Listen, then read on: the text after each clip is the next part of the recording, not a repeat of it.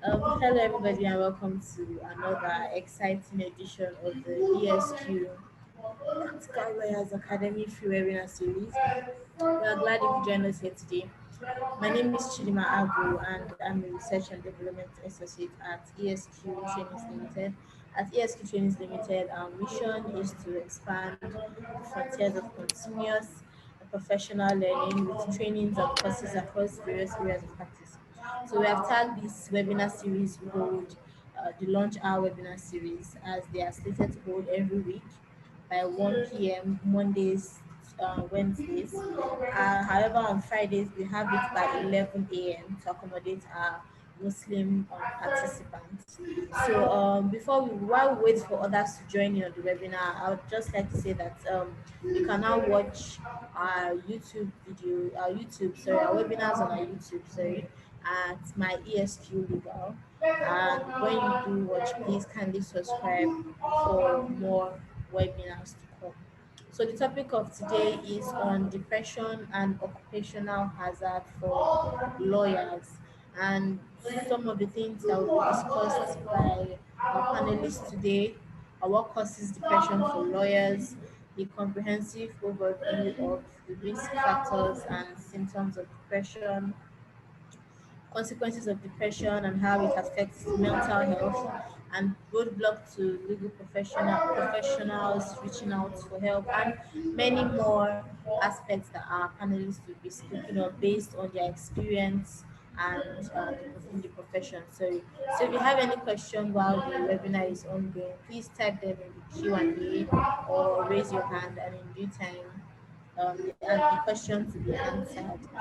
So I would like to introduce two panelists. So I'd like to apologize that Mr. Tuche Francis will not be joining us today due to his unavailability. So I'd like to apologize for that. However, Mr. Adeyemi Adebo from Kena Partners will be joining. He's an associate at Kena Partners. Thank you, Mr. Yemi, for joining us today. We also have Dr. Cheluchi Onyemebukwe. She's the managing partner, health ethics and law consulting. Thank you so much, ma, for joining us today. We're honored to have the both of you discussing this particular topic today. So, and I don't need to say so much because thankfully our panelists today have um, strong legal backing. So I don't need to stress or emphasize on how much stress, sorry, the lawyers in Nigeria face, especially trying to meet up to the expectation of their clients and the pressure they go through trying to come trying to not fault or any of their clients. So this particular webinar, our panelists will be addressing the increased rates of depression in lawyers due to detention, due to immense pressure, and how it affects our mental health. So with this, I would leave our panelists.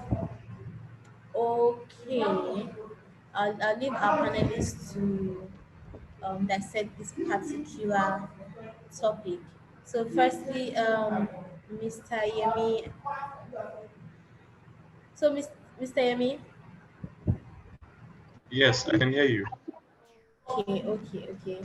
So, Dr. Cheluchi is suggesting you start this particular topic and then she'll take over. I don't know what you think about it. Well, I was hoping that with a wealth of experience and knowledge, you would help us do some conceptual clarification. I don't think a lawyer would know better about definition of depression or how it comes about. But in any event, I'm fine to start to go first.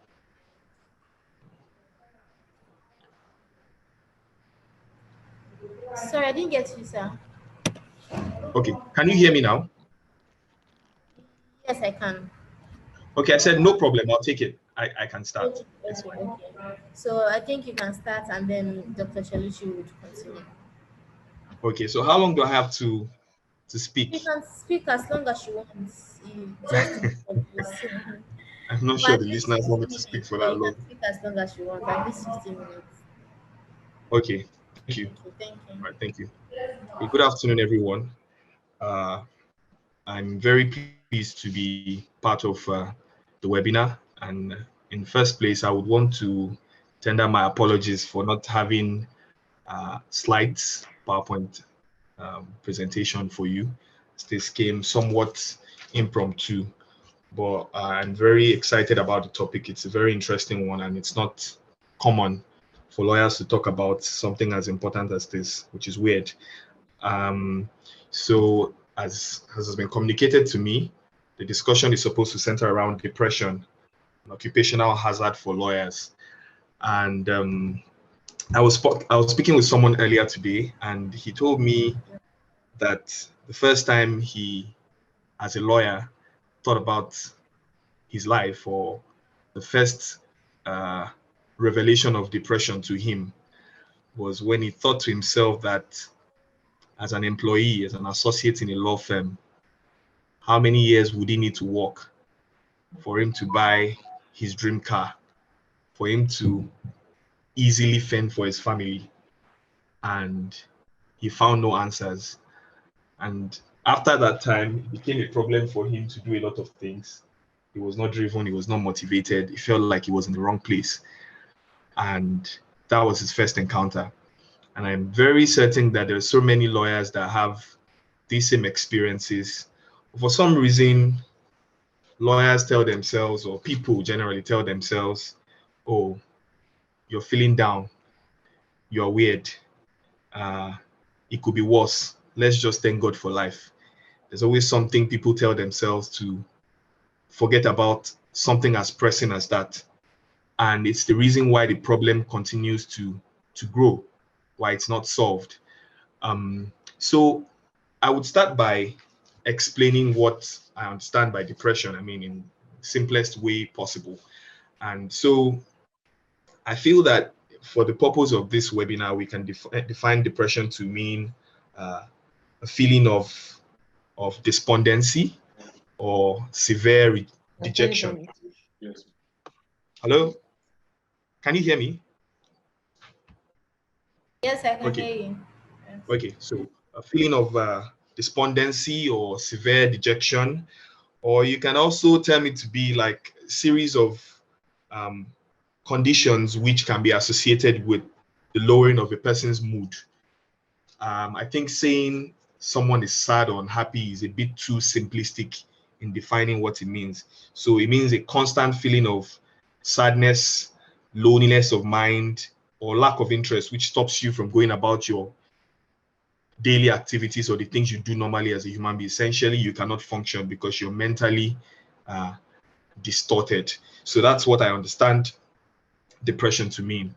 And of course, immediately we must now examine how depression and lawyers uh, how we can make a conversation out of depression and lawyers. And for me, the first point is lawyer or no lawyer. In the first instance, you're a human being.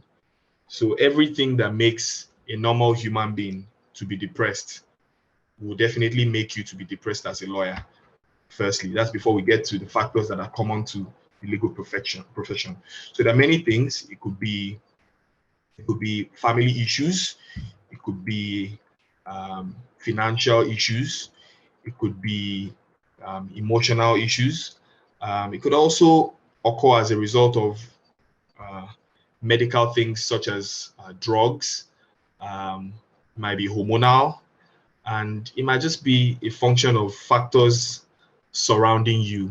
For example, the state of the country, amongst other things.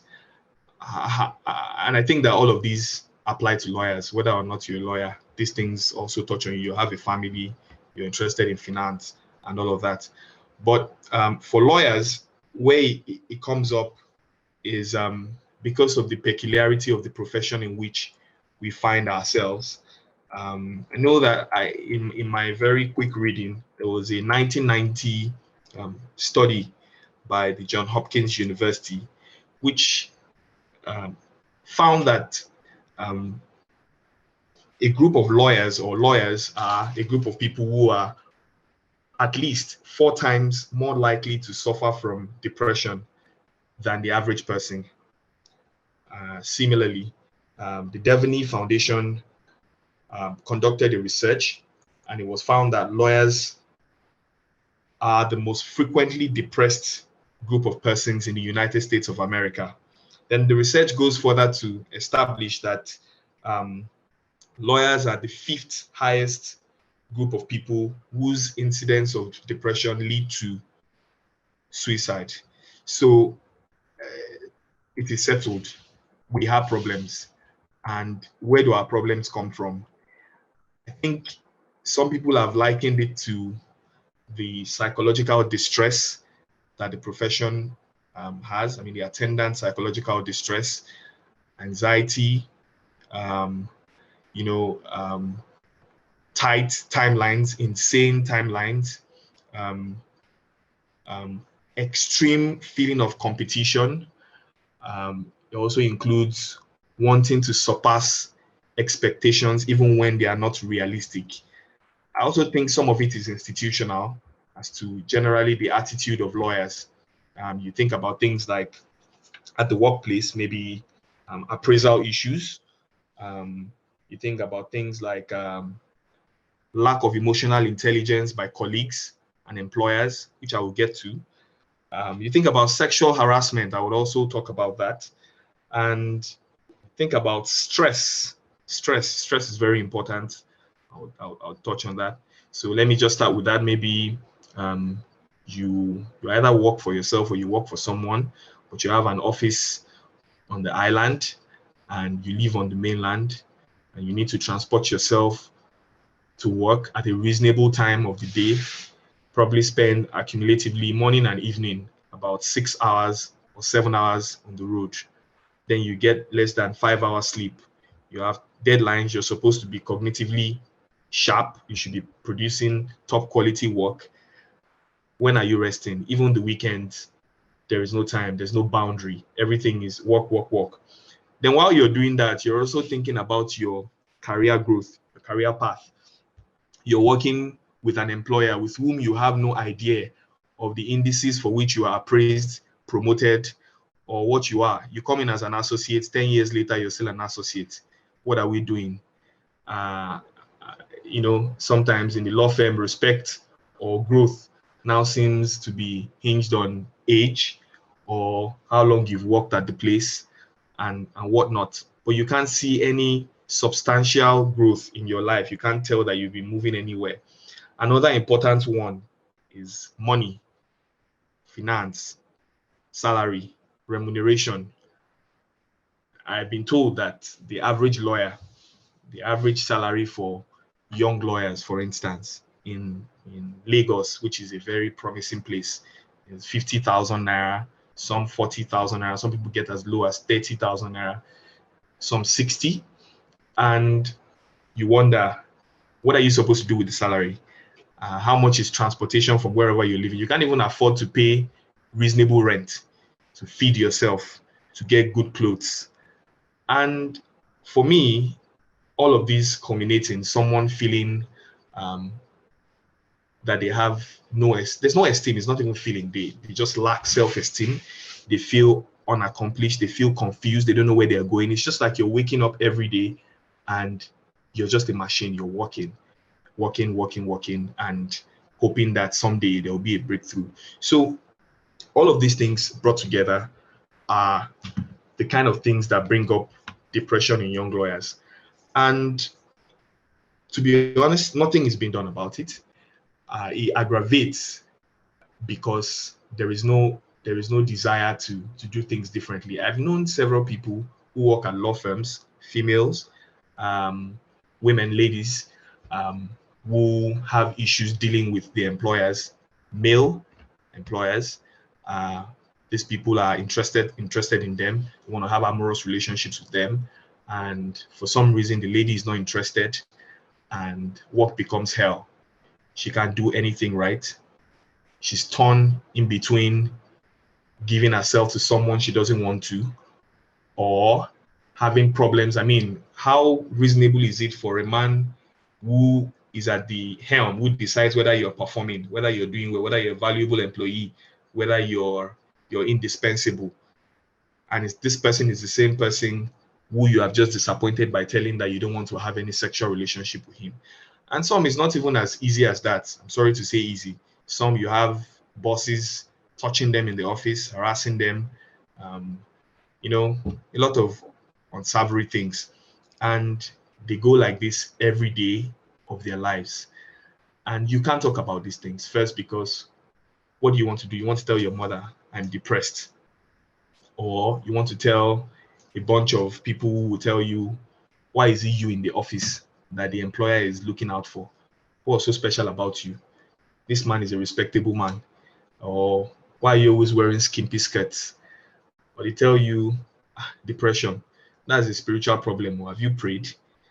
You know, there's no culture for addressing these kind of issues. People have terminal illnesses.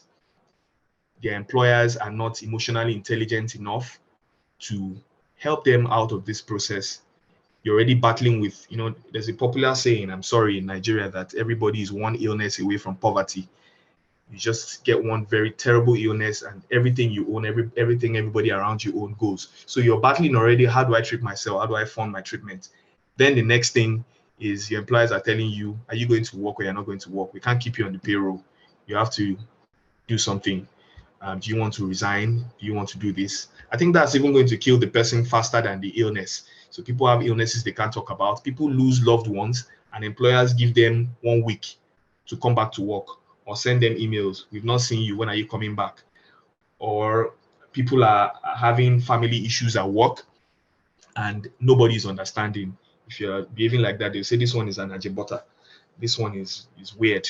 This one is too touchy and all of that. So there's no framework. We don't talk. It seems absurd. You look like you're problematic when you have mental issues, when you have issues relating to depression. I've been part of a session. It was a presentation by a psychologist to us as lawyers, and one of my colleagues had said that there was a time he was depressed. And I promise you, then and there in the room, people were giggling and laughing. You depressed? He's just looking for attention, and all of that. So these are the reasons why lawyers don't come forward. Also, who wants a lawyer who cannot even get himself together? A lawyer whose compos mentis is not in place. A lawyer who cannot calm down. A lawyer who is disturbed. Are you not going to bungle my case? So rather than look vulnerable or look weak to your client, you decide to bury it. You deal with it every day, and all of this eventually spiral into something regrettable. So I think that with these things I've said, I've been able to, in some way, shed light on what the things that make human beings and lawyers, yes, we're human beings and lawyers now, depressed. And I've also been able to talk about why lawyers are reluctant to express themselves and to discuss their depression. So ordinarily, I should be delving into what I think can be done, but that might be preempting my other colleagues, the panelists, from sharing their thoughts on the issue. So at this point, I would seek your leave to um, turn off my microphone. Thank you. Thank you, Mr. Yemi, for the presentation. Thank you so much. Dr. Chelushi. Okay. Thank you very much, Yemi, if you don't mind my calling you that. I'm actually a lawyer like yourself. I just have a PhD, and I run a law firm that deals with health. So we focus on health and the social sector. So people often assume that I am a medical doctor. I'm not a medical doctor. So I thought maybe it would be a great thing for you to go first. Maybe as somebody a little, maybe younger than myself, I think, not just by age, but in the profession. I wanted to hear your perspectives, which I think might, be slightly different from mine. not necessarily, but I was hoping to sort of learn from your insights at that level. So thank you very much. I'm almost wondering if I have anything left to say. You've covered quite a broad range of things.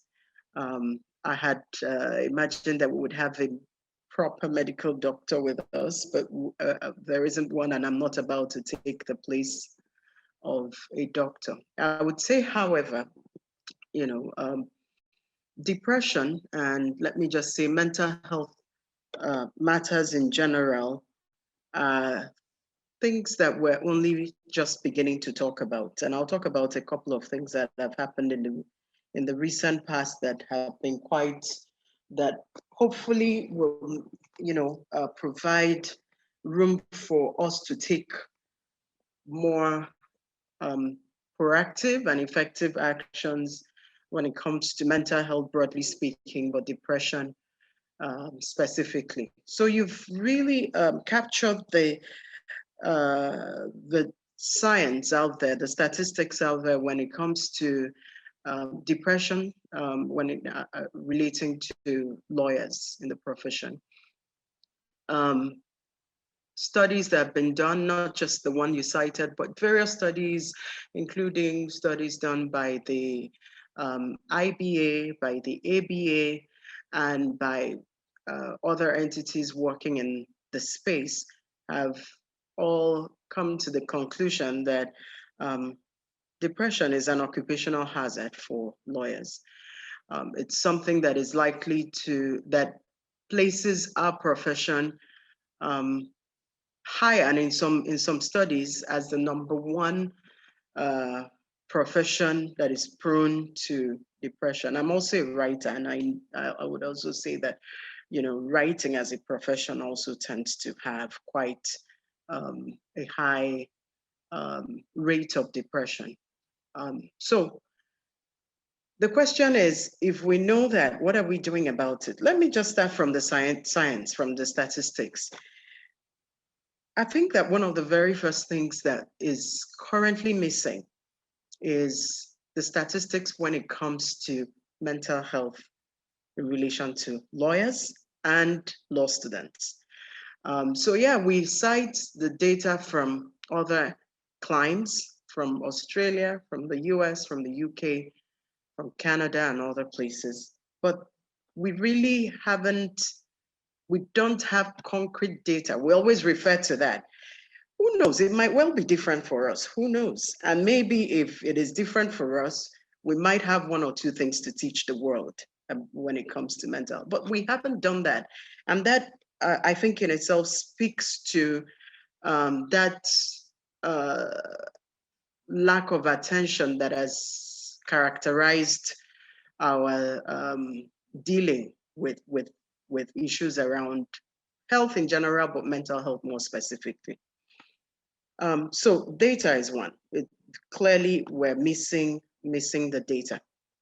The other thing that I would like to note as well is the fact that sometimes we talk about it in the context of the legal profession.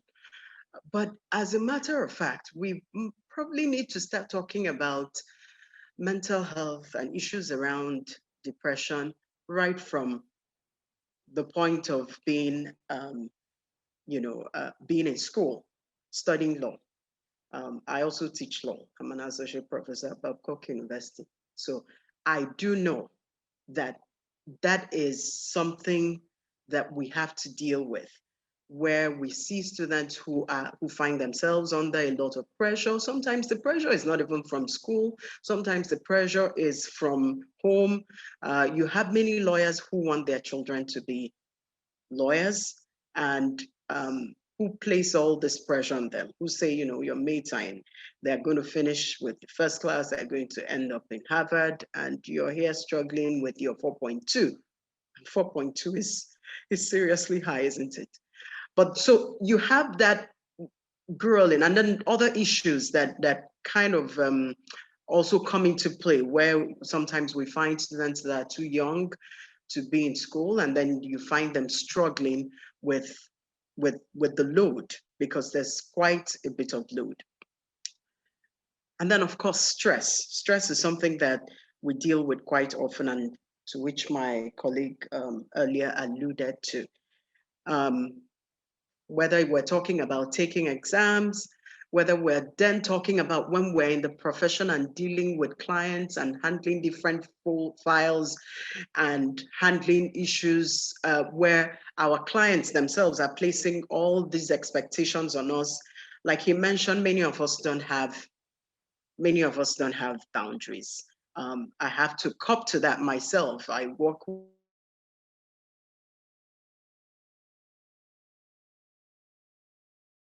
weekends, I work all the time. So sometimes I find it quite, but then as a lawyer, we've talked about associates, but if you actually run a law firm like I do, you find that you're always in that place where you are trying to make rain, you're trying to bring in the money, and that sometimes means that you have no boundaries. And if you don't have boundaries, then it can spill over into a whole lot of other things.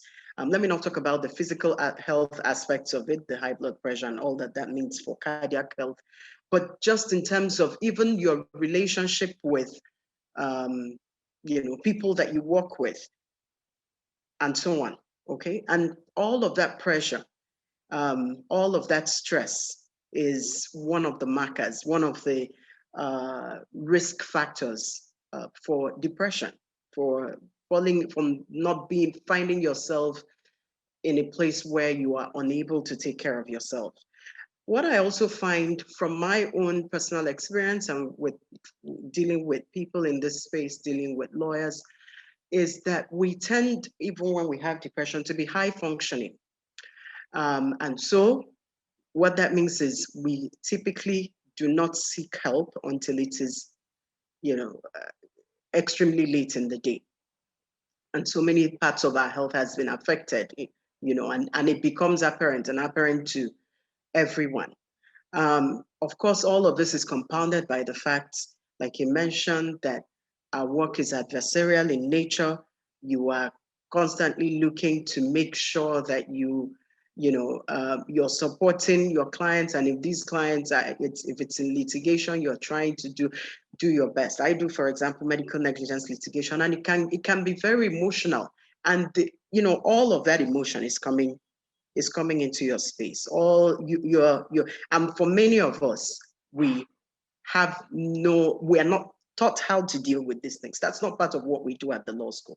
Talking about the law school, I remember, chairing a session for the NBA a couple of years ago on mental wellness, and that was just amazing. We were very, very happy to have that forum to begin to talk about these things.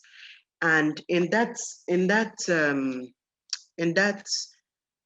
at that meeting, I think somebody raised the fact that we take our exams back to back. When we do our exams, you do Monday, Tuesday, Wednesday, Thursday, Friday, without any break. And I remember that when I was in the law school back, maybe 20 years ago, thereabout, you had, you would have the vans waiting to take out whoever, can't cope or begins to talk gibberish in the hall and all of that. And I remember that the question was, if that is the case, why aren't we doing anything about it?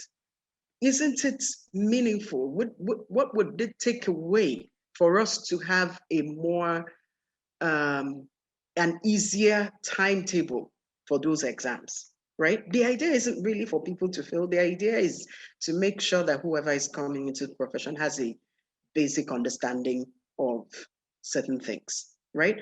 But if we do it in that way, you put a whole lot of pressure. And that brings me to, I think, the whole idea of culture. When I say culture now, I'm going to talk about culture at two different levels. Culture at the level of our profession, and culture, the outside culture in which our profession is still embedded. So in terms of the culture, you know, we you are expected to be perfect. You're expected to pay attention to details. I speak as somebody who runs a law firm, and of course, that's something that is prized. Sometimes when clients come back to me and somebody has done work, it takes me time to pull back myself from being really angry, because you're expected to have caught that thing. You don't expect the client to be the one to pick up on your contract something. You understand what I'm saying? So this is our culture. That's the work. And many people who even think of coming into law, first of all, probably have a perfectionistic tendency, which in itself is also a risk factor for depression. So you're already a perfectionist, you come in and you realize that even your perfectionism is probably not good enough, and so on. And then you also have to then show confidence. Even when you don't know anything, you take the file, you show confidence, you go and start working on whatever it is. You try to figure it out. You try to reach out to others. And all of that pressure sets the perfect stage for, struggling with one's mental health. Now, some of that may not show up even at work, but trust me, most times it shows up at home. And that in itself then leads to other crises, including marriage crisis, right?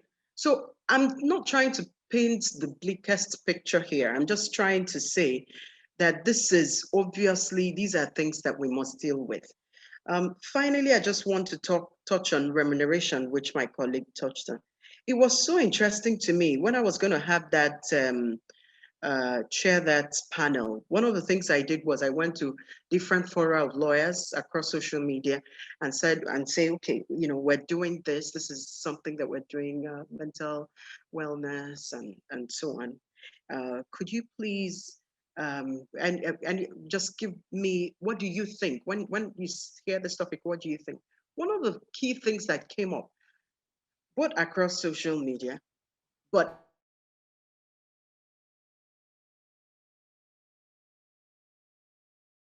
at the event itself, was the issue of. So for many of us, right, we may see these wonderful law firms where they pay really well, the tier A law firms, as we call them. And there are not very many of them. And there are many more lawyers than can fit into those few firms. Many others are going to end up working with the other firms, tier 2, tier 3, tier whatever it is that you choose to use. Some of us are going to start our own firms and so on. And this is a tough business. And then what do you find? You find many people, they say it's almost impossible to work within the remuneration that is paid. And therefore, that's something that if we start to think in terms of solutions, we can't run away from. How do we manage those situations so that we create conditions that are conducive and conditions that help to mitigate the potential for developing mental health challenges like depression?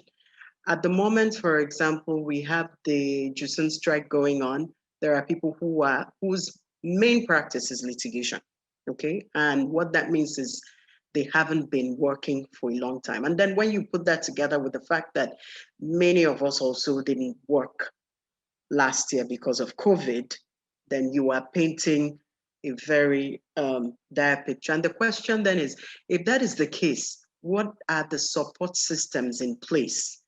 What do we have in place to support the persons who need support, to provide the environment within which they can even share their issues? And I guess that's one of the reasons we're having this conversation, to come up with some of those solutions and hopefully help those solutions to begin to filter into the spaces where they can actually be helpful. I don't want to take up so much time. I'm sure my colleague has some ideas around that. I definitely have. This is something that I work quite a bit in lawyer well-being. So this is something that I've thought about extensively, but like we did the first time, I would let him go first. Let me say this just as a final thought. when we talk about help seeking, when we talk about stigmatization, when we talk about all those things, one has to remember that our profession is operating within the wider culture where these things are the norm. So it's not as if in law we are either better or worse off. We are drawing from the law, from the culture, from the wider culture where, yes, we're now beginning to talk about mental health, but the truth is we have a very, very, very long way to go when it comes to talking about, when it comes to seeing results on the ground, to seeing mental health in general, depression, schizophrenia, all of those things, bipolar disorder, destigmatized to the point that people are able and willing to seek help, and to the point that at least what little help there is actually receives those people are receptive to what help there is. So as we and I believe that lawyers themselves, while we have a role to change things within our profession, when my colleague is done, I will talk about how I think we should also keep the conversation going in the wider culture, because I think there's some kind of cross-pollination that can happen there that will be very helpful to us as a profession and as human beings. Thank you. Okay, thank you, ma'am. Thank you, ma'am. So there are some questions, and we like our panelists to answer. But firstly, Mr. Yemi, what do you think?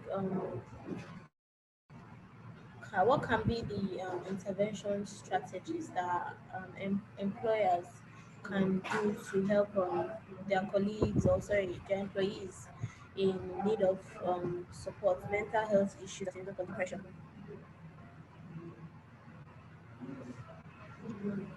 Okay, thank you. Um, Thank you for the question. And you can call me Mr. Debo. That's fine. So I wouldn't want to sound too theoretical, especially because if you're working at a law firm, it's not a support group, it's not an establishment for assessing people's psychological needs. So I try to be as realistic as possible. It's a business. However, if the business is committed to optimum effort or maximization of profit, or you want people's outputs to be optimal, then you must focus on the mental aspects of their lives. And I think the first thing that needs to come in place is awareness. Now, this sounds cliche, but like doctor said, um, it's it's what's happening in the profession is like as a consequence of an overarching state of affairs, something that's even in the society. And I believe that it should not be difficult for lawyers, employers, senior colleagues to come to terms with these things if given the proper opportunity. I just think we'll be silent about it for long. And the first point is in your own heart of hearts. Let's leave the law firm. Before we get to the owner of the law firm, the managing partner, the principal partner, the partners, the equity partners, let's talk about the lawyers that work in the law firm. Are you aware of what you should be doing? Firstly, as a person, if I'm recruiting people, after you've passed the bar finals, you've done well writing exams, you've passed, I've asked you a couple of law questions. Something I pay very keen attention to is the presence of emotional intelligence or emotional intelligence. Essentially, do you know what to say, or do you make effort to say the right things at the right time? You make effort to, in addition to logic or in place of logic in relevant instances, try to understand the person's mental and emotional state.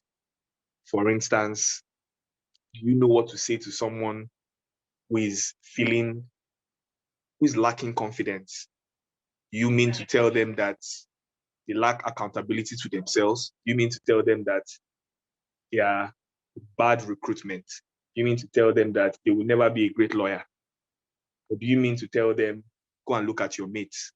Or do you see it as an opportunity to see someone who is desperately trying to hang on, make the best out of themselves. Because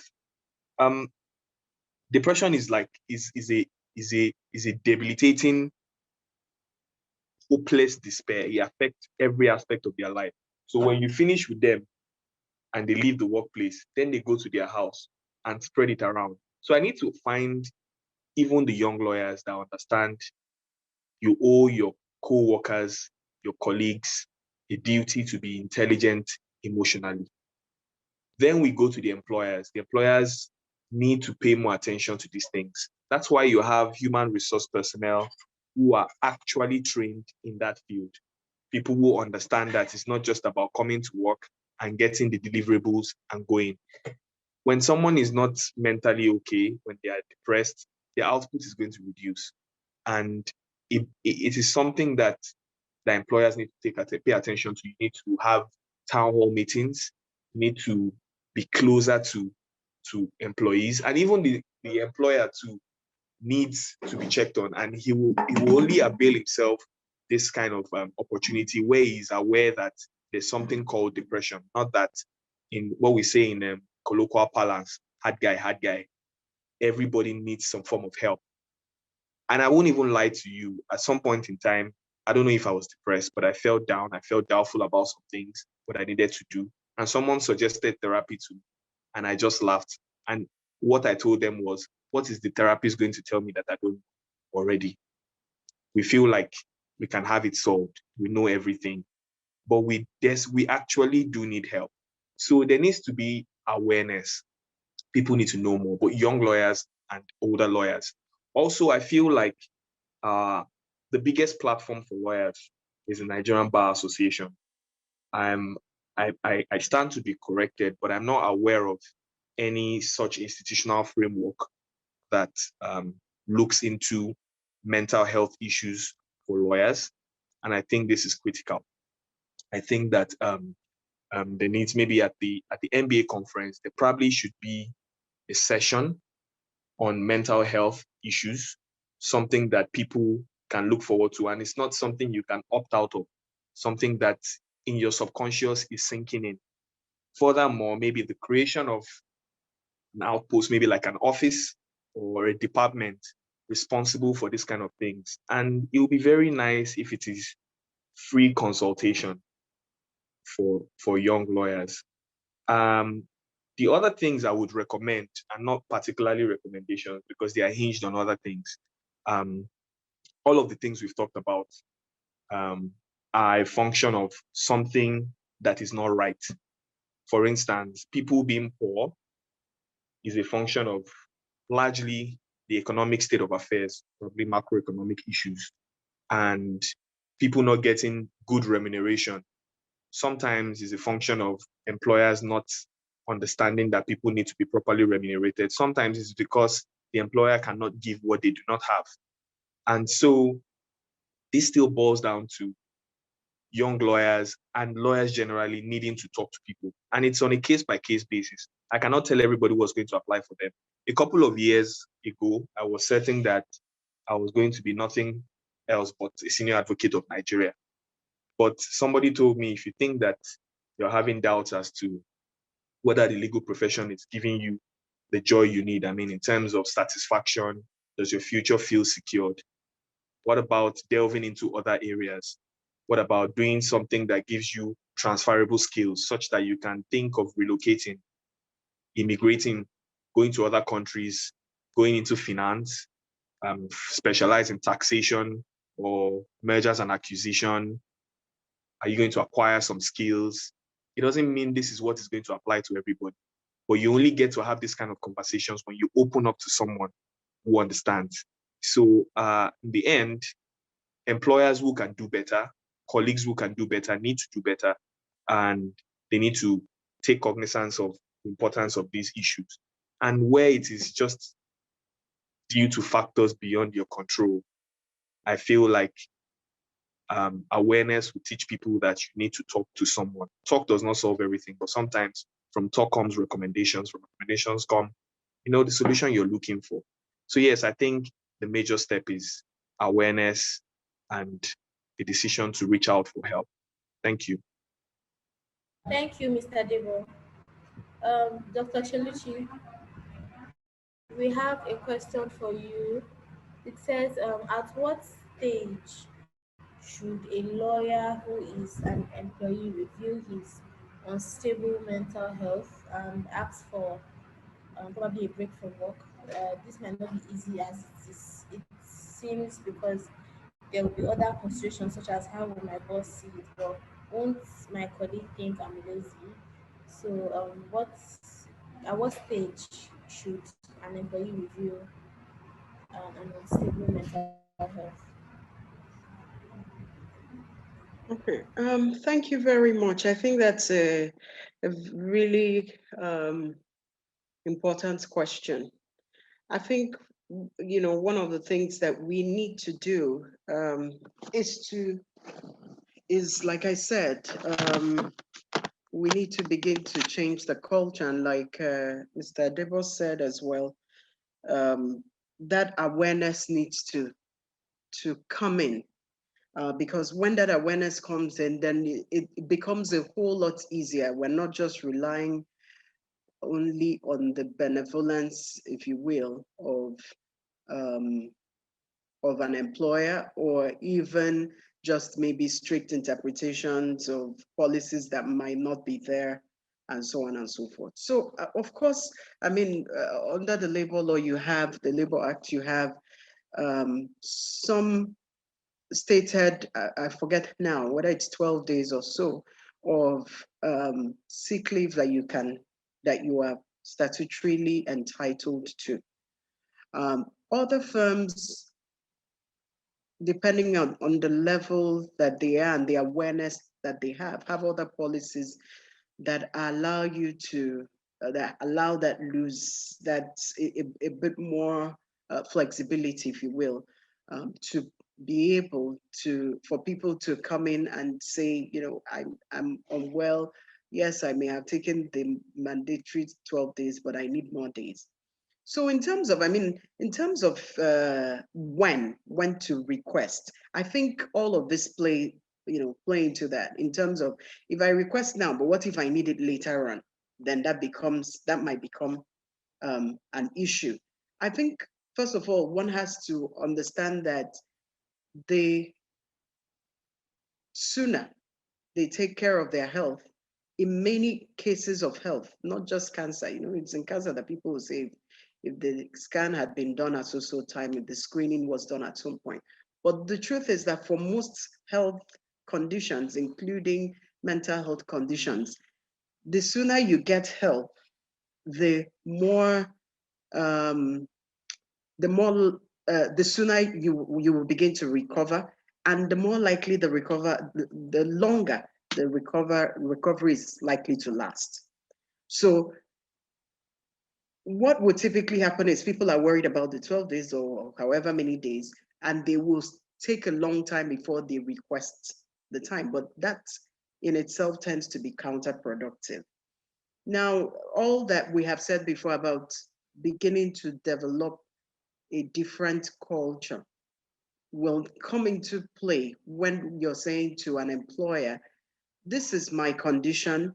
It may mean that sometimes I am away from work. It may mean that sometimes I require accommodations that are not necessarily given to others that are not going through what I am going through, right? But that's the wider work that we need to do. But in terms of when you should ask, without being a medical doctor, I have to say that again. I think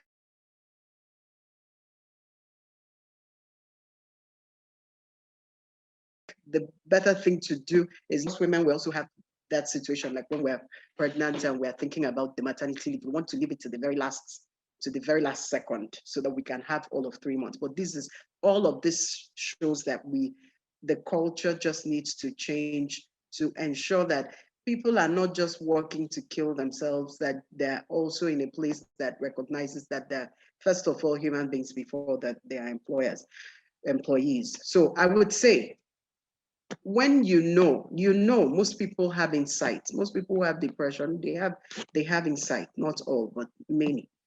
When it's, when you need to take off. Yes, you can still function, but you know that if you do need that time to take off your medication, be at home, do exercise, whatever it is that it has been prescribed, hopefully by a qualified medical professional, that you step up and you ask for it. And yeah, our hope is that we'll keep pushing until things change and those things become normal, and one doesn't have to worry about when I should ask. If you are asking from a medical standpoint, without being a medical doctor, just from the little knowledge that I have, it is when you need it. When you know when you need it, you step up, you request that.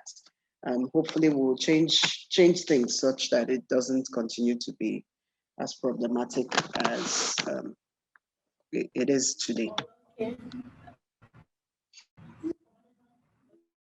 Okay, thank you. You mentioned something earlier about undergraduates, and so a question came. Says, given that law is one of the most stressful professions, is it possible for provisions to be made to mentally prepare undergraduates for the stress ahead and training them on how to handle it? I think one of the things that I've always proposed and that I keep proposing, especially as we, see higher rates of suicides, especially amongst undergraduates. Nobody has done the segregation to know if it's if lawyers or law students are higher in number. Somehow I doubt that at the moment. But I think that every school should have, every university should have a very strong counseling unit for law students with an open door policy, a no judgments zone type place, and all of that. And of course, I know on paper we also do course advising, but to strengthen that to the point where you have enough teachers, enough lecturers to be able to attend to each student and to listen to what their concerns are, continues to be a struggle. But those are the things that you need in place to be able to say, so that people are, they have a conducive environment. You have somebody who you can actually speak to, who will listen to you without judgment, and who is able to provide you with the support needed. And even, in terms of policy, to have policies that allow, that say, some people might need a little more time to complete their studies, and that shouldn't be. That's something that we can all propose. Now, of course, like I said, some of these things are not the easiest things in practice, but that if we're going to address the issue of mental health, those are the things um, that we need in place to create the kind of environment where um, students can thrive, and whatever concerns they have can be addressed in a meaningful way. Okay, thank you, Dr. Sheluchi. Mr. Debo, hello, Mr. Yes, Debo. Okay, I yes. can hear So, you. do you have anything to say about that particular question Dr. Sheluchi just answered? It says, No. given that the law is one of the most stressful professions, is it possible for provisions to be made to mentally prepare undergraduates for the stress ahead and train them on how to handle it? Oh yes, I have no doubt that that's possible, and I think Dr. Chiluchi has addressed that part. And I think everything still boils down to what we said: awareness, deliberateness. You need to be intentional about what you're doing. The way we used to have in secondary schools back in the days, you have a guidance counselor for young students. I don't see why same cannot be incorporated into the curriculum, or not the curriculum, but the system, where you have someone you can approach. And for me, if you want something to work, you need to be intentional about it. You don't just hire somebody who thinks that their job is to scold students, their job is to be absent from office. Everything is about effort. For instance, while I was speaking the other time, I was going to say, I don't see why a law firm, given the resources, if they have the resources, why they cannot make efforts to ensure that there's structure and hire a HR who has a clear line of duty that is not the same thing um, as dealing with the owners of the firm or the managing partner. For instance, I want to have a conversation with the head of human resource on my mental state. I should not feel like I'm basically passing my message across to someone who is ultimately going to go and give a report of my problems. Or if you want to give firm members access to advice or therapy, these things you should be intentional about it. You should be open-minded and do it in good faith. So if you're going to do the same thing in university for law students or in law school, you just have to be intentional about it. And sorry, I see like someone asked something about options to explore in the legal profession to ensure safety. I don't know if you've seen that. So I'm guessing that this question is asking what you can do as a lawyer to improve your finance, because the only other security I see here has to do with money, has to do with your financial security. Well, so this one, there's no hard and fast rule. There's no particular answer I will give. Everybody has what ticks for them, what gets them going. Some people don't see themselves doing anything other than law. And I'm just going to say right now that I think the legal profession is saturated. I think there's so many of us, and I think there's so little resources to go around. There are some institutional problems, general problems from the state of the economy, and the fact that people don't particularly value on the average, people don't value legal services except they're in trouble. That's when they think that lawyers are important. I've seen a couple of issues on the internet as to someone asking to pay very paltry sums to lawyers and whatnot. So I don't know what the person was asking the question. I don't know the peculiarities of your person, but I think that at this point in time, there's just a question of what do you really want? What makes you happy? If you go into another field today, are you going to be unhappy? If you decide to acquire a skill, or maybe there's something I had recently. Someone sent me a link as to jobs in the US that has to do with writing. Now, I don't have to leave Nigeria. I don't have to quit my job.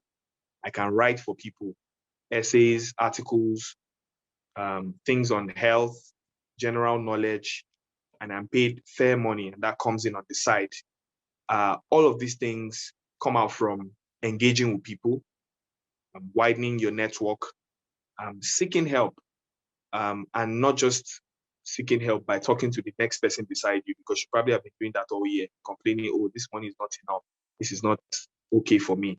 I think you need to widen your network. You need to reach out to more people, have a wider network. You need to read up more.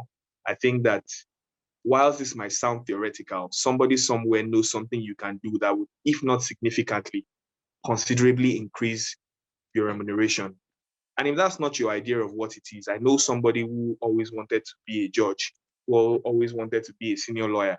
And today, what he's doing is applying for certified exams in taxation, applying for something in HR, applying for, different things, applying for a master's in an entirely distinct field, not an LLM. So he's diversifying. And at the end of the day, all these are calculated steps towards becoming a better person, towards improving your earnings. I know it's not easy. I promise you, I understand. But the first step is reaching out and trying to know more, and also seeking help. A therapist would probably be able to guide you, give you some direction. And I can talk to you too. I have my problems, but I'm sure I can talk to you about this. I think I'll do better if we discuss in perspective. Yes, thank you. So I think that is all for the questions we have for today. And I must say it has really been a profound session today. Thank you, Dr. Cheluchi. Thank you, Mr. Debo, for joining us today. Thank you to our speakers. Thank you to our sponsors, Alex, GLS and Co, Great Chapel, Bloomfield Law Practice, and Advocate Law Practice for making this webinar very, very possible today. Thank you also to our attendees for participating in this webinar, and we look forward to having you on our next webinar on Wednesday by 1 p.m. Thank you again to our panelists for joining us today. We really appreciate you from BSQ. Thank you and have a wonderful day. Thank you.